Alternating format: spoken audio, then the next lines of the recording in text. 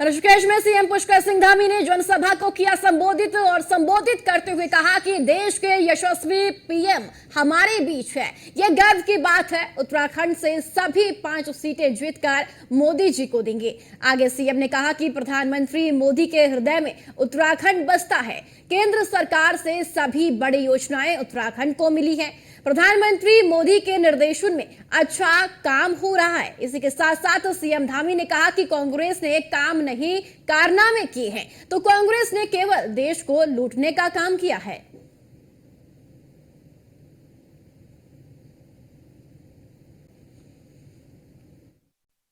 भाइयों बहनों, ऐसे काम हुए जिसकी शायद किसी ने कल्पना भी नहीं की होगी।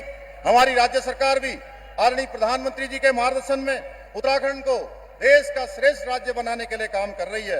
आज जहां केंद्र सरकार की सहयोग से आदरणीय प्रधानमंत्री जी के मार्गदर्शन में इसी योग नगरी और हरिद्वार को मिलाकर हम आने वाले समय में जो हमने यहाँ ऋषिकेश और हरिद्वार को मिलाकर गंगा कॉरिडोर बनाने का संकल्प लिया है, वहीं दूसरी ओर आदरणीय प्रधानमंत्री जी के नेतृत्व में पहाड़ पर रेल पहुंचने का सपना इसी ऋषिकेश से कर्णप्रयाग तक के लिए बहुत तेजी से काम हो रहा है।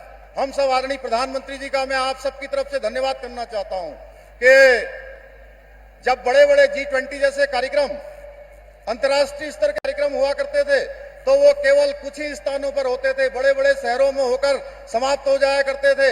भाइयों बहनों, आदरणीय प्रधानमंत्री जी ने पूरे भारत के अंदर छोटे छोटे स्थानों पर G20 के प्रतिनिधियों को बुलाकर उनका आतिथ्य और स्वागत और उनको भारत की संस्कृति और सामर्थ्य से परिचित करवाने का काम किया। और हमें भी सौभाग्य मिला कि हमको एक नहीं 3 बैठकें G20 की आयोजित करने का अवसर मिला।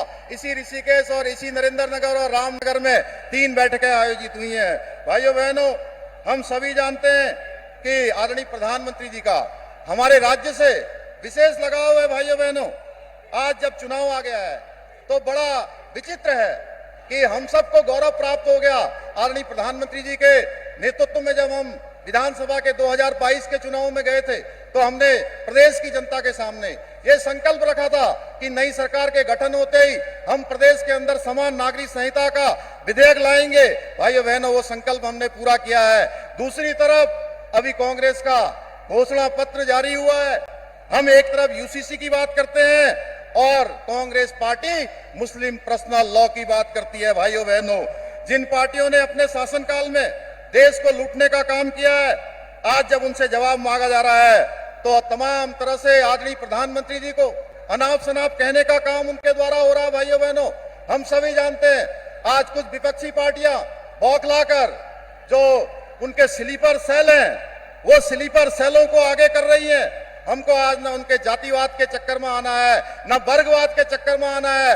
आज राष्ट्रश्री आदरणीय प्रधानमंत्री जी के नेतृत्व में एक भारत, कश्मीर से लेकर कन्याकुमारी तक, अटक से लेकर कटक तक, उत्तर से लेकर दक्षिण तक आज विकास की गति को आगे बढ़ता हुआ दिख रहा है। भाइयों बहनों, पूरी दुनिया का सशक्त भारत बन रहा है। लेकिन देश आज आगे बढ़ चुका है, देश अब जाग चुका है, देश बदल चुका है। आज नया भारत अपने उज्जवल भविष्य के लिए सजग और संवेदनशील है। भाइयों बहनों, एक कमाल की बात तो यह है कि जिन्होंने देश के अंदर इमरजेंसी लगाने का काम किया, केवल अपने परिवार की स्तुति करने वाले लोग, समाज को जातियों में बांटने वाले लोग, हर दिन एक नया घोटाला करने वाले लोग आज परेशान है। भाइयों बहनों, इन सबकी परेशानी है मोदी जी, क्योंकि मोदी जी का मंत्र है न मैं खाऊंगा न किसी को खाने दूंगा। इसलिए भाइयों बहनों, मेरा मानना है कि 2014 से 2019 का जो समय था, देश की आवश्यकताओं को पूरा करने का समय था। 2019 से 2024 का समय देश की आकांक्षाओं की पूर्ति का समय था। और वही आदरणीय प्रधानमंत्री मोदी जी के नेतृत्व में 2024 से 2029 का समय भारत को विश्व गुरु के मार्ग को प्रशस्त करने का समय है। भाइयों बहनों, आज के इस अवसर पर यह विश्वास पूर्वक कह सकता हूं मैं कि देवभूमि की समस्त देवतुल्य जनता लोकसभा के चुनाव में 5 सीटें भारी बहुमत से विजय बनाकर आदरणीय प्रधानमंत्री जी को तीसरी बार देश की बागडोर सौंपने में